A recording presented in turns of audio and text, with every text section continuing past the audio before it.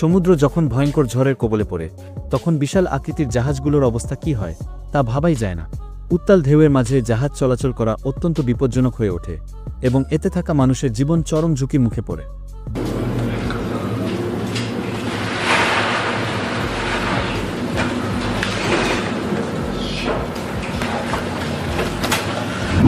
দুই সালে ইতালিতে এত বেশি বৃষ্টি হয়েছিল যে পুরো শহর জলের নিচে চলে যায়। রাস্তাগুলো নদীতে পরিণত হয়, গাড়িগুলো জলের ওপর ভেসে ওঠে এবং এই বন্যায় $1 বিলিয়ন ক্ষতি হয়েছিল।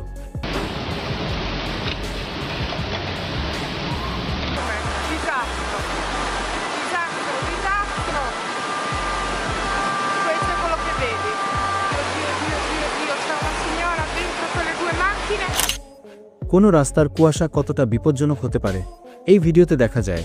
ঘন কুয়াশার কারণে রাস্তায় গাড়িগুলো একের পর এক একে অপরের সাথে ধাক্কা খাচ্ছে। কেউ সামনে